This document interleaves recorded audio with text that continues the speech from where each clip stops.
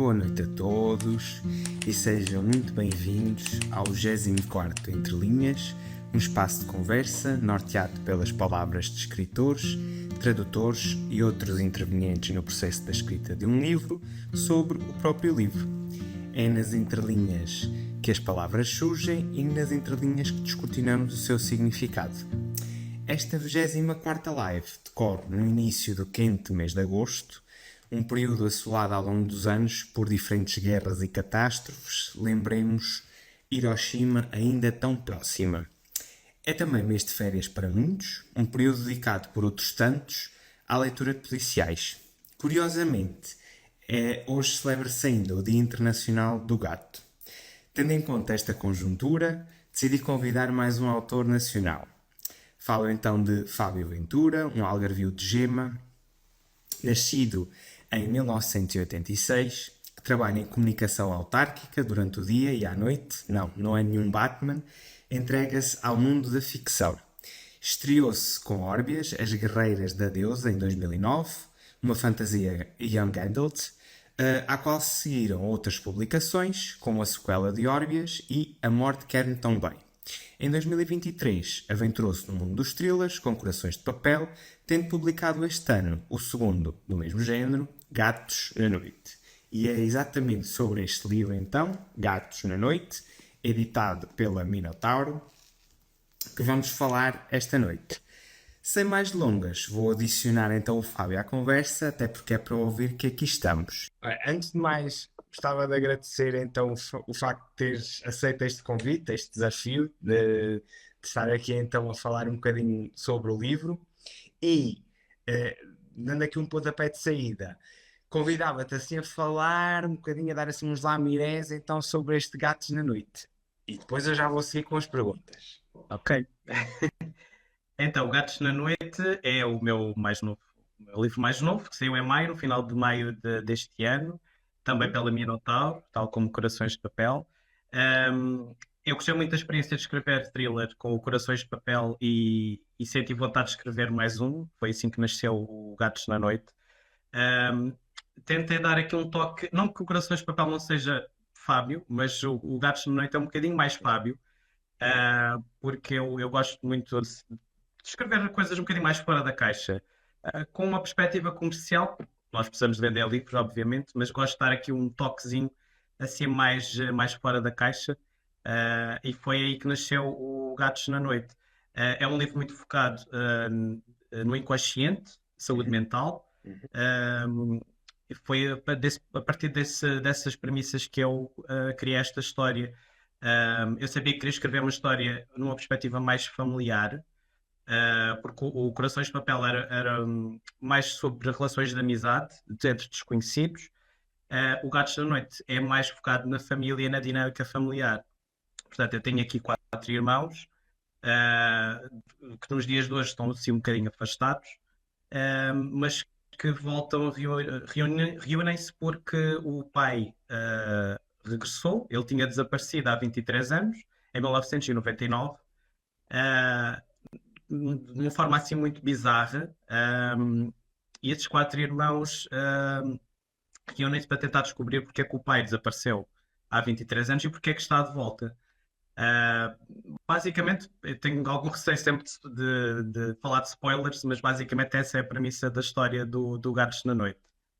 Ok, então eu começo logo com uma pergunta para tentar desmistificar um bocadinho exatamente o livro. Porquê Gatos na Noite?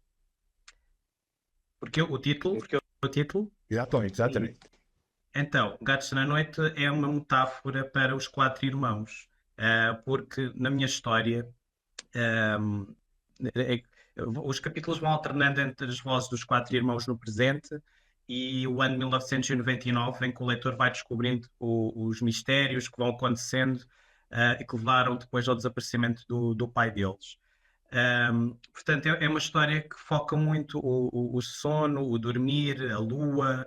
Há aqui todos estes elementos relacionados com a noite. E a ideia do Gatos na Noite é para ser uma ideia de mistério, uma coisa fugidia, uma coisa assim quase um gato preto na escuridão. Portanto, é uma metáfora para os irmãos e para esta ideia da escuridão, até porque a história também fala muito do nosso lado negro. Portanto, foi pegar um bocadinho nisso tudo e chegar a este título. E até da questão do subconsciente, não é? Da Eu gosto, pessoa sim, sim, sim, não, exatamente. Porque não lá mostrar está, à primeira vista, não é? sim, porque os gatos estão muito associados também a essa ideia dos sonhos e do Hum. subconsciente. Portanto, achei que era o título perfeito. Ok, sim, sim. E então, segunda pergunta. Quais foram as fontes de inspiração? E aqui, não tanto as ideias, mas se calhar até autores ou pessoas fora do mundo literário que tenham ajudado aqui ao desenvolvimento deste enredo.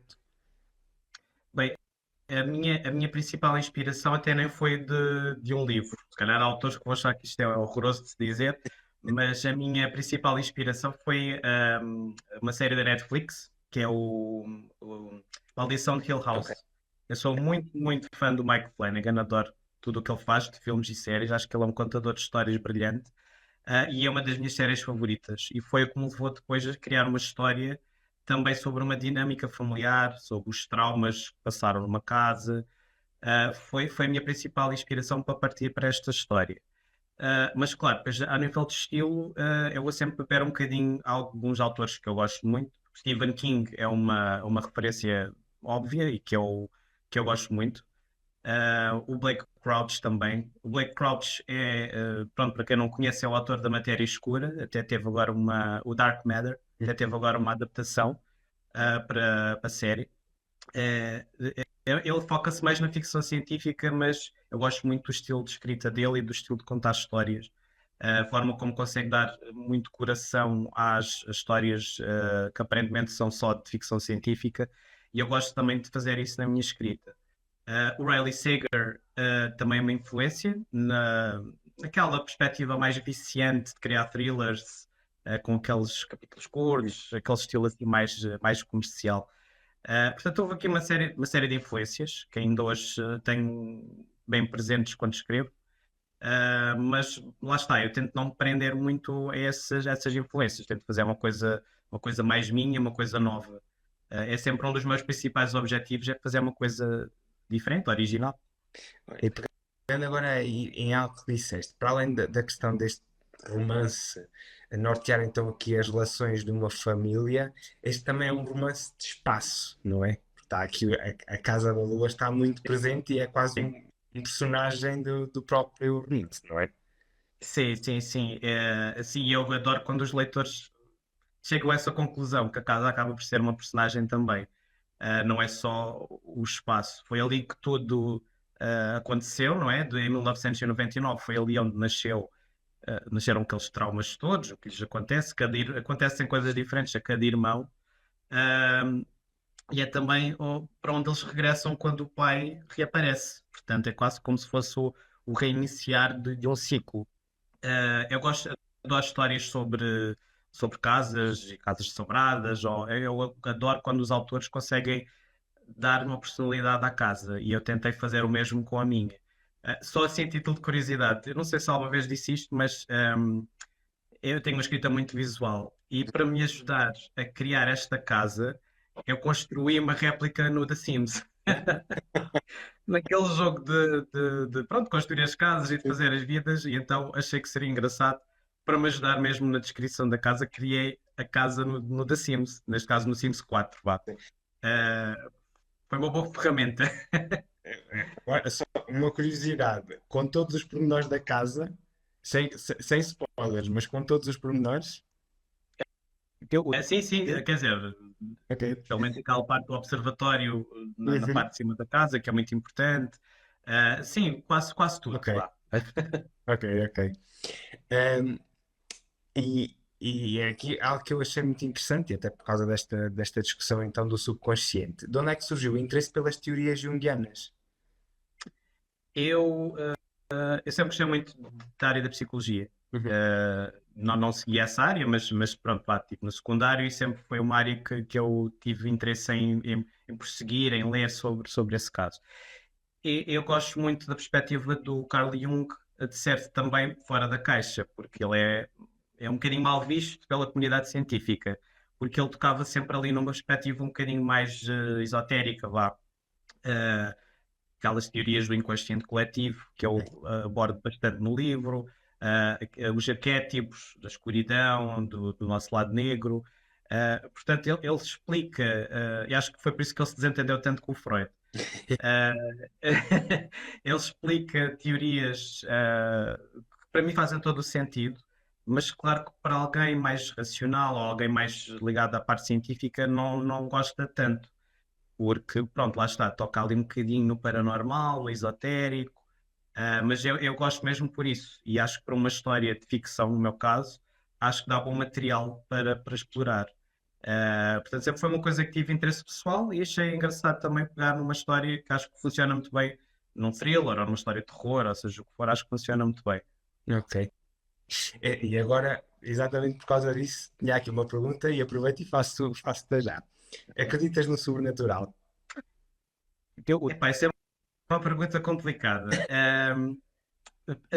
Numa situação normal, não. Eu sou extremamente cético, Uhum. mas sou o tipo de pessoa que está sempre à espera que alguém me prove o contrário. Eu acho super interessante. Eu adoro histórias de terror e de sobrenatural, mesmo nas leituras, adoro tudo isso.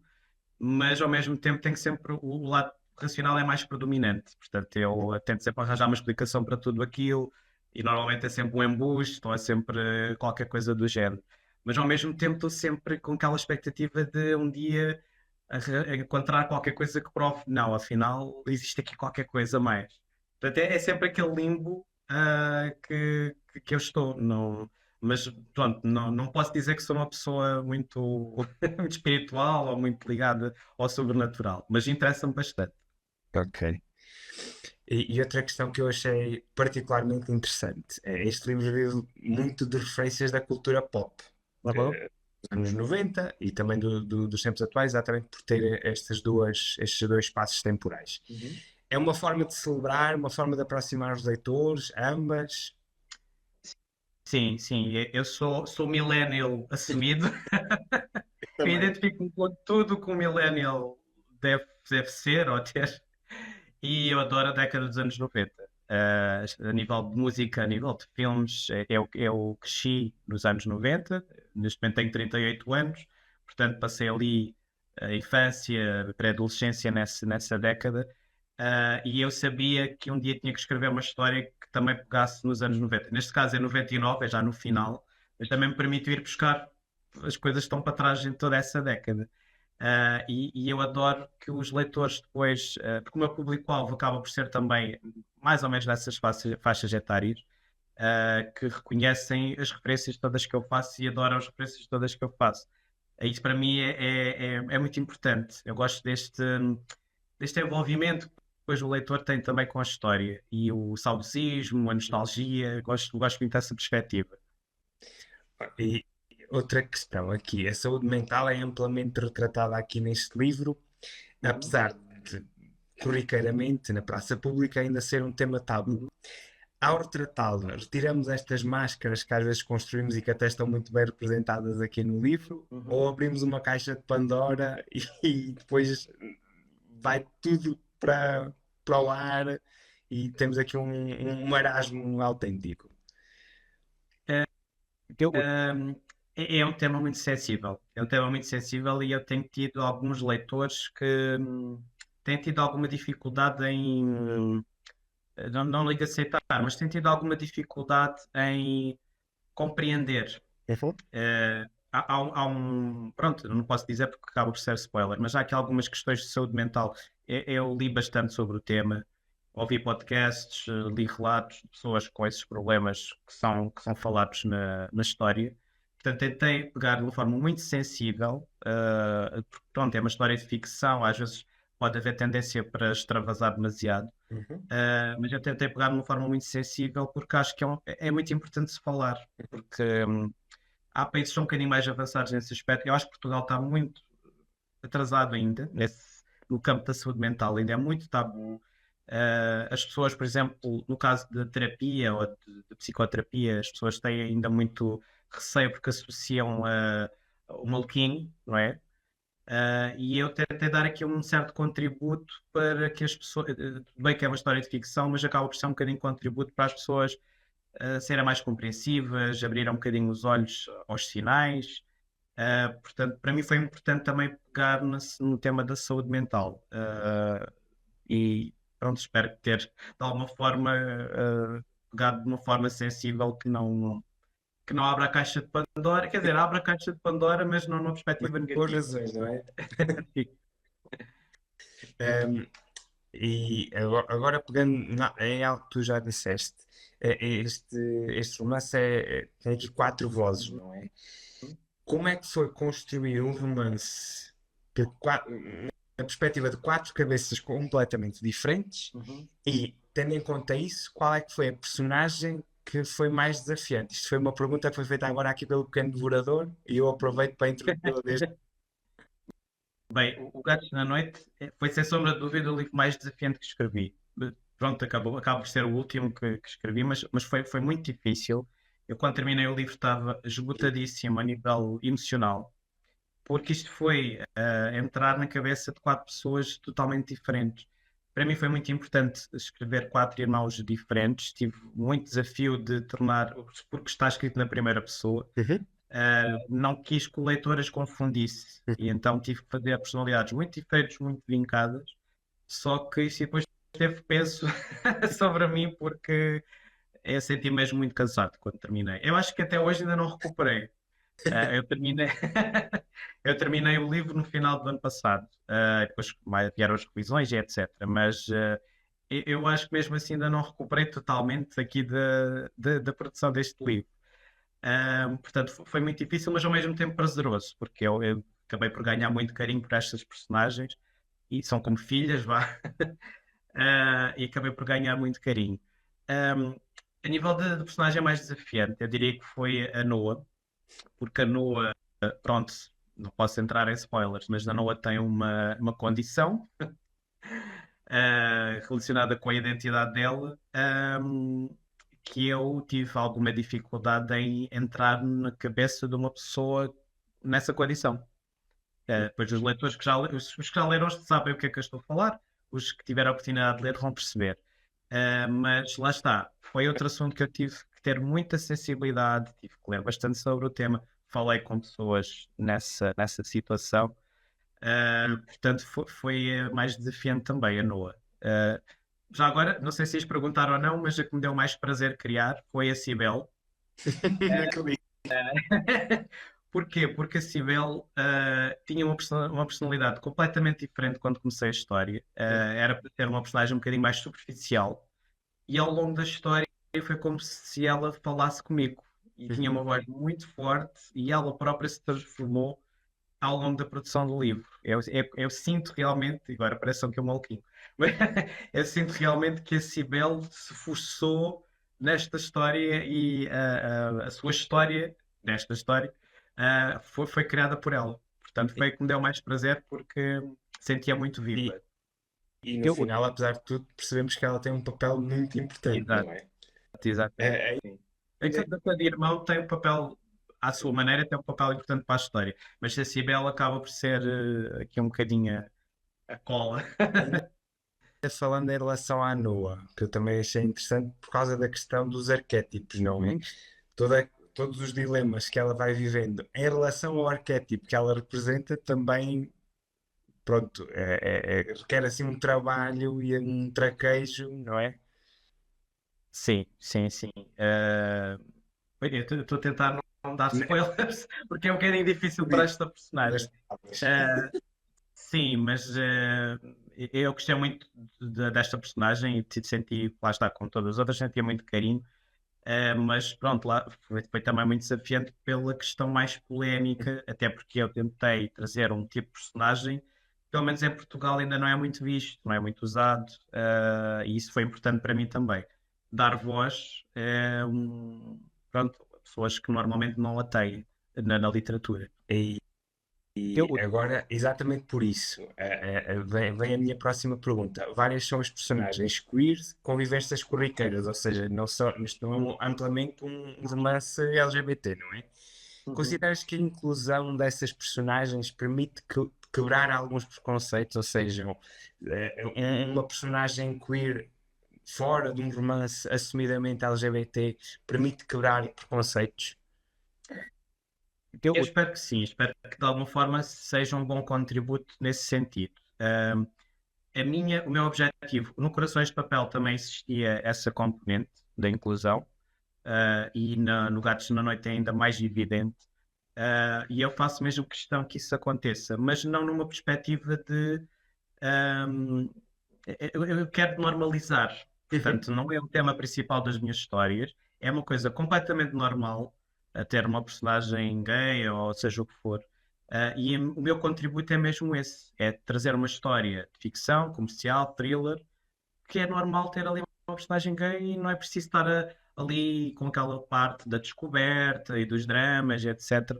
É normalizar. E o meu contributo é mesmo esse: é pronto, tornar mais normal.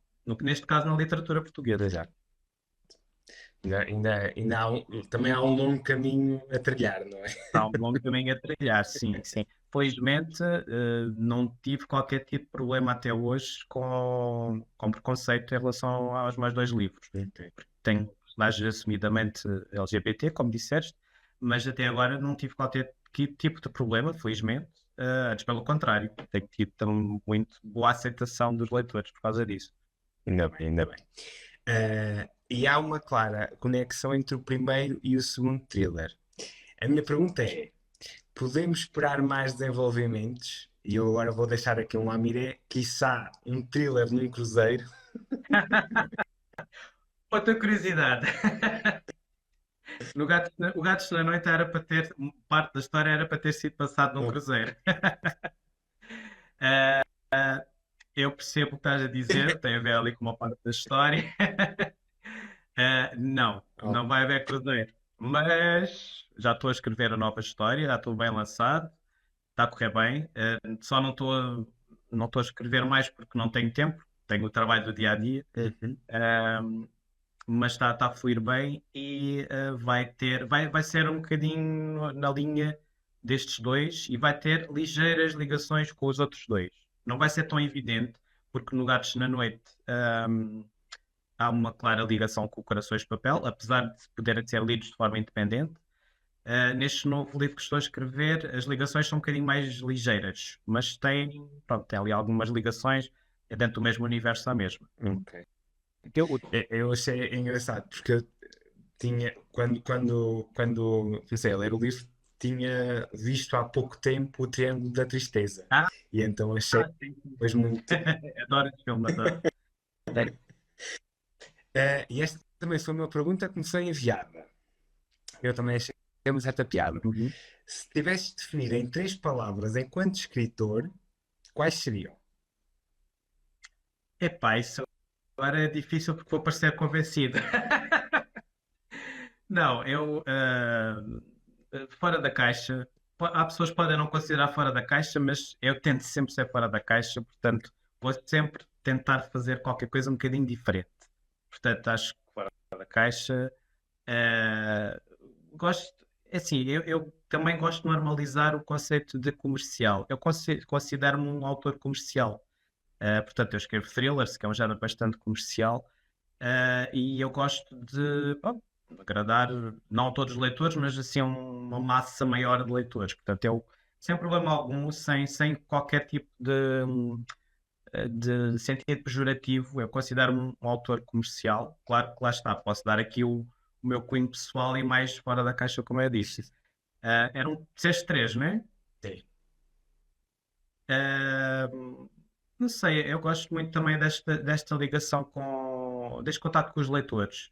Eu tive muito tempo parado na minha carreira, também por força das circunstâncias, porque devido à crise, eu tive a minha editora dos primeiros livros deixou de trabalhar comigo, e eu tive muito tempo à procura de nova editora. Portanto, tive muito tempo parado, eu não parei de escrever, mas tive muito tempo sem conseguir publicar.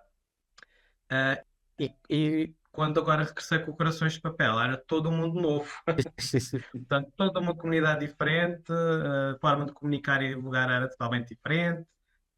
Mas eu estou a gostar bastante desta ligação. Já fiz muito bons amigos entre leitores também, entre escritores também, que era uma coisa que eu não tinha no início da minha carreira.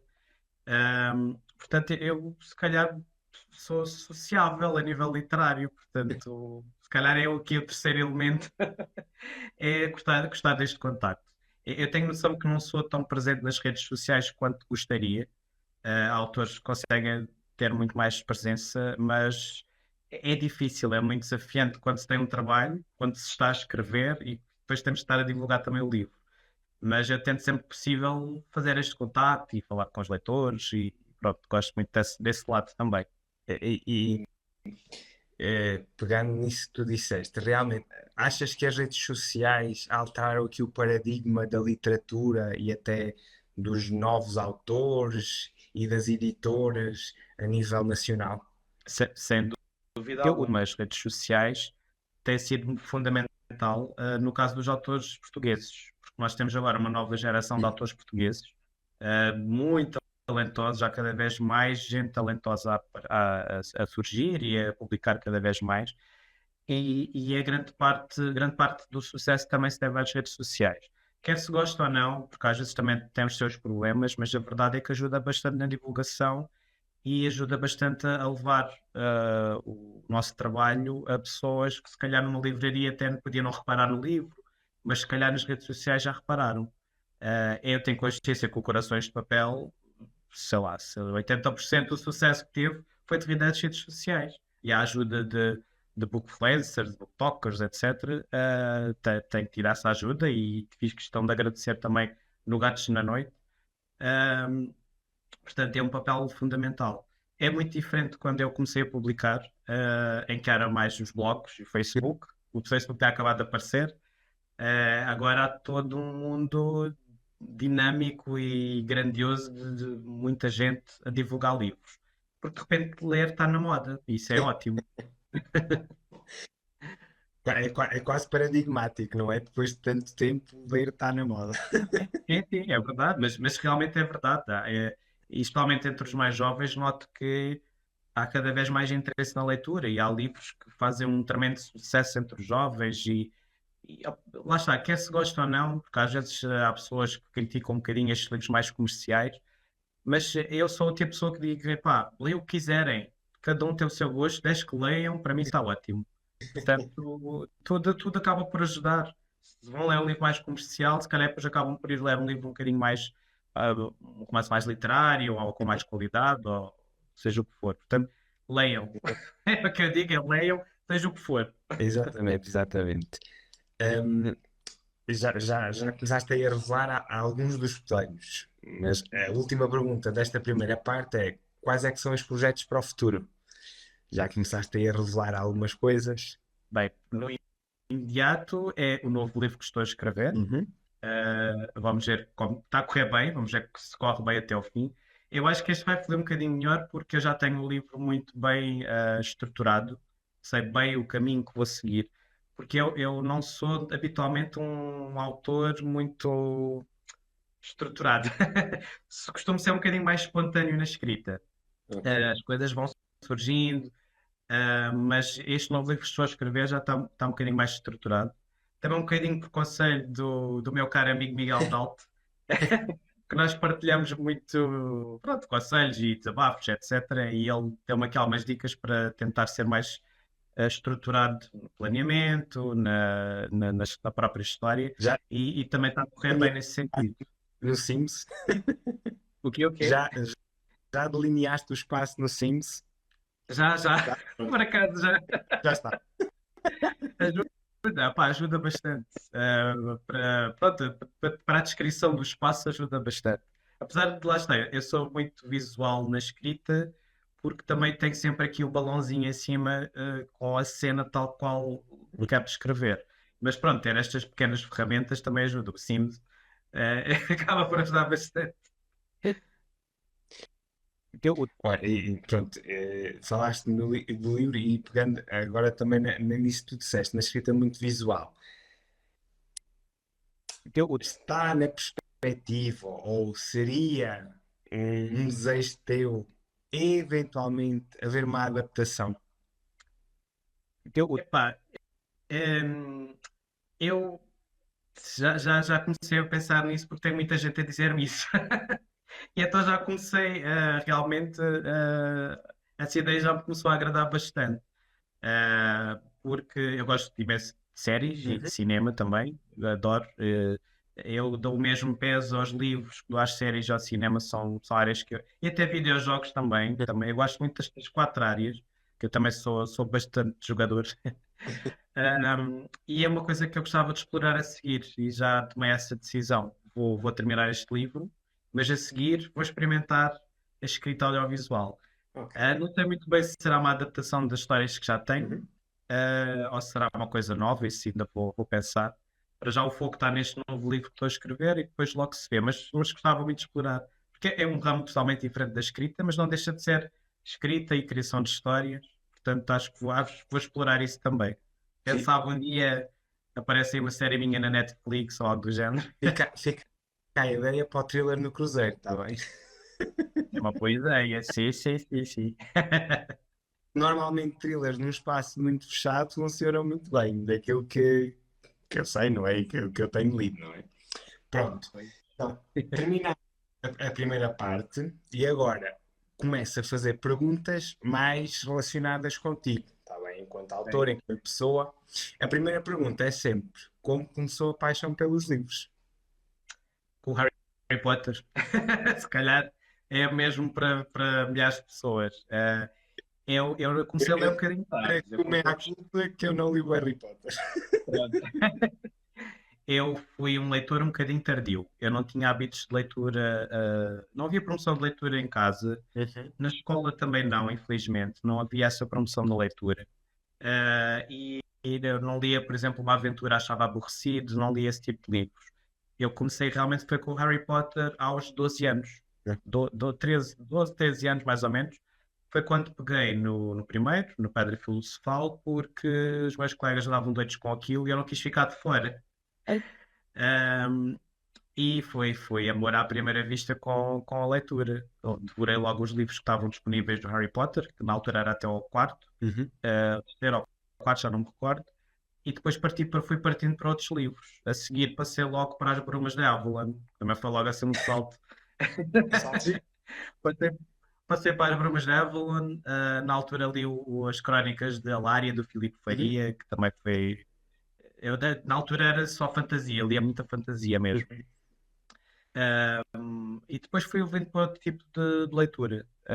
E nunca parei até hoje. É uma coisa que eu gosto muito de fazer. Que é a leitura. Tive muito tempo só na fantasia, depois eu fui passando para a ficção científica, para o thriller, mas são assim mais ou menos os géneros que eu gosto mais de ler. Lá está, um exemplo, eh, como comercial pode depois abrir as portas para outros mundos, não é? Exatamente, exatamente.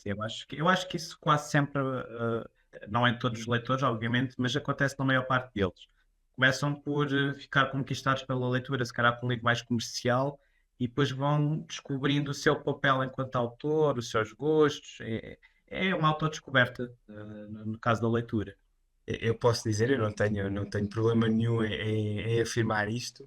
Eu comecei assim a ler, francamente, mais depois do boom do Código da Vinci. Lá está, eu via todas as pessoas a ler o livro e disse: não, É, vou ler este livro. Está toda a gente a ler, eu depois não tenho exato. assunto para falar.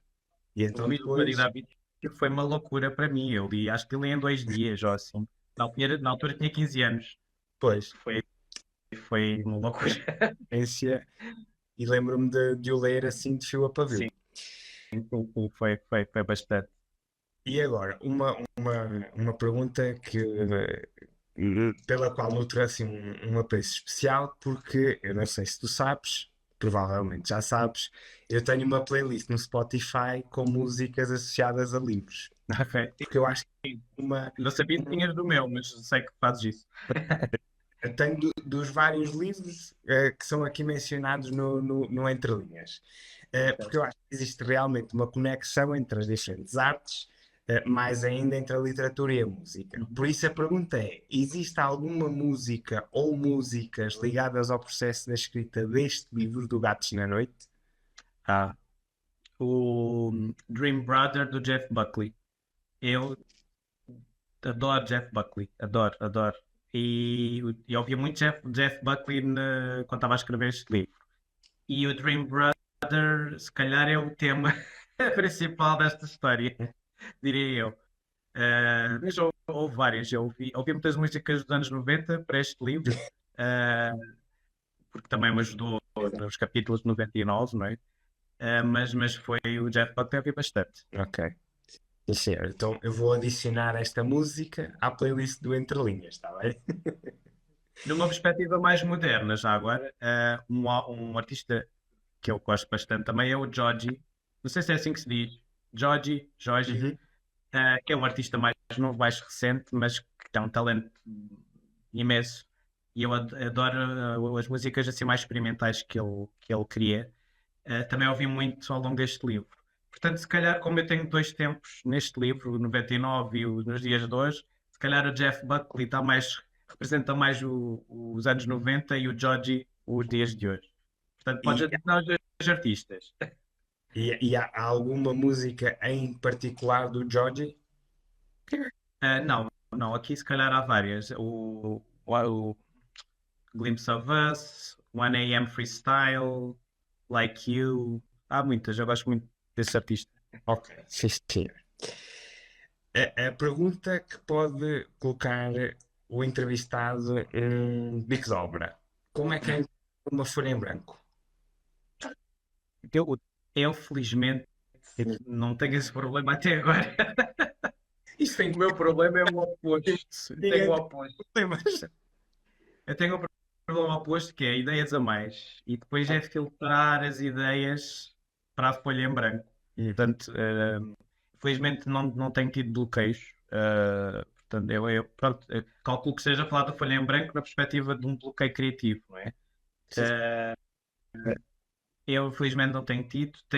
Pronto, lá está, é o problema oposto. Eu só uma viagem de carro para o trabalho, já tenho mil ideias diferentes na cabeça, e depois é tentar domar aqui o que é que eu vou apostar, o que é que eu vou filtrar daqui. Portanto, até agora tem sido esse o meu drama. Ok. Portanto, venham as folhas em branco que vierem, que elas irão ser preenchidas, podem ser guardadas e depois pescadas mais à frente, não é? Exatamente. Sim, sim, sim, já me aconteceu. Ter várias ideias para o livro e depois começo a escrever, mas depois abandono. Faz parte do processo criativo. Acho que é normal isso acontecer nos autores.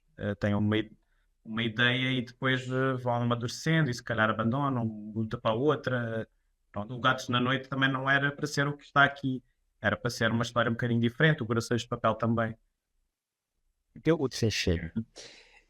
E agora, a pergunta que tem um número, mas o número é meramente indicativo. Portanto, se for maior do que esse número, não há qualquer problema. Mas eu digo três recomendações literárias. Recomendações. Sim.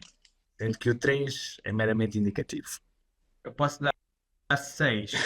Porque vou dar três de colegas escritores e vou dar três de livros que, pronto, são assim livros que eu gosto muito. Pode ser?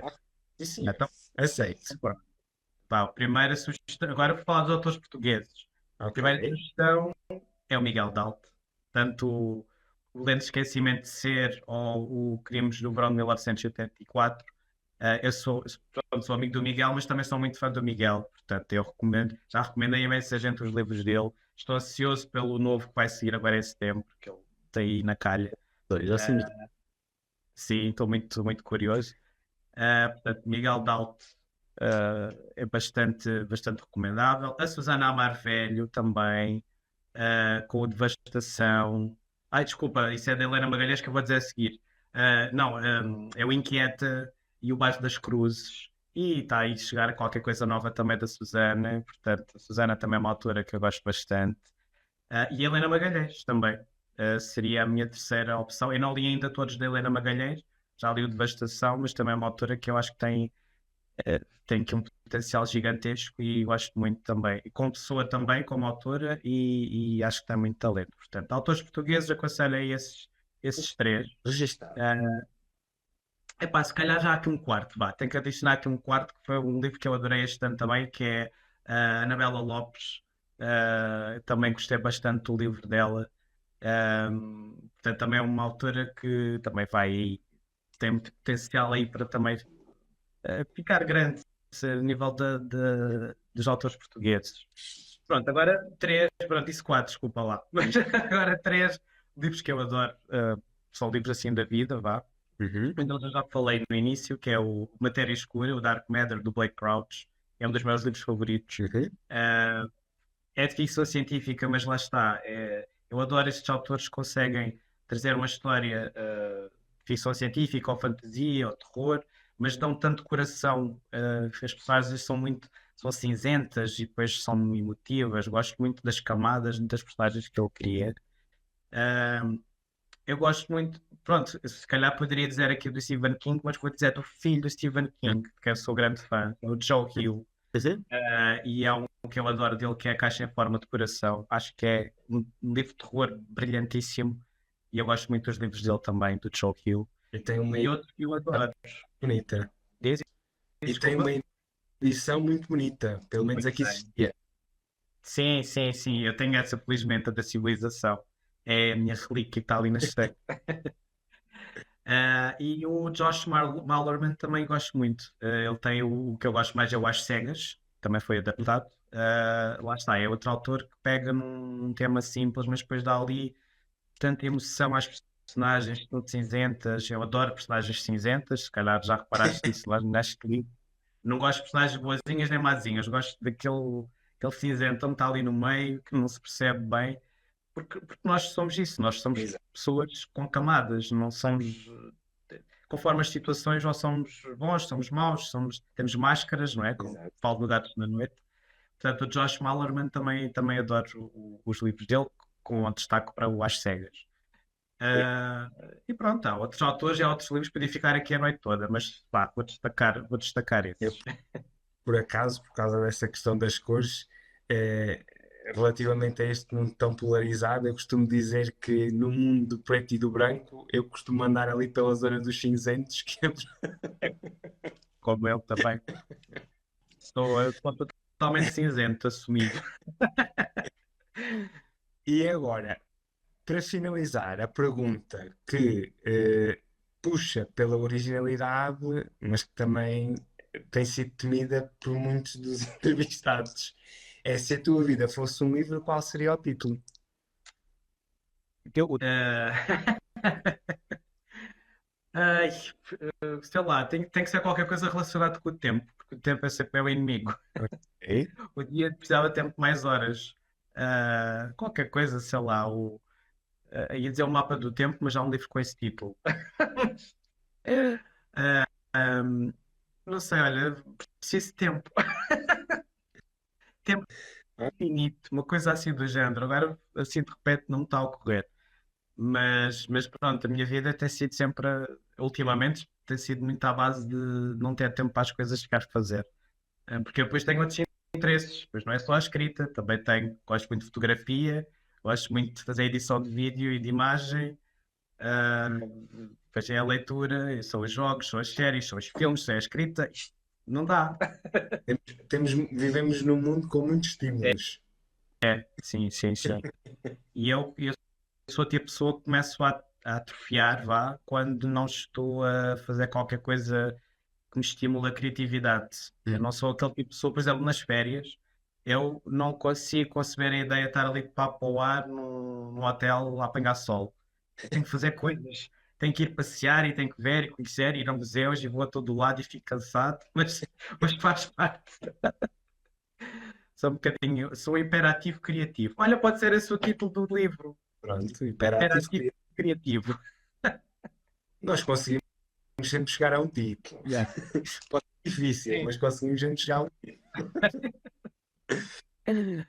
Pronto, então terminamos a conversa, então, aqui sobre o Gatos na Noite. Isso não está por nada, exatamente. Não sei se queres dizer mais alguma coisa sobre ti, sobre o livro. Sim, é um bocadinho fazer a publicidade. O livro está disponível em todas as livrarias, para quem ainda não leu. Max, Bertrand, Almedinas, e mesmo online também é fácil de encomendar. Também tem o Corações de Papel, para quem ainda não leu. Eu tenho muito amor a estes livros, portanto, também gosto quando os leitores dão humores e quando conversam comigo a dizer o que é que gostaram. Às vezes até quando não gostaram, porque isso também é importante para nós e acho que também devia ser um bocadinho mais normalizado.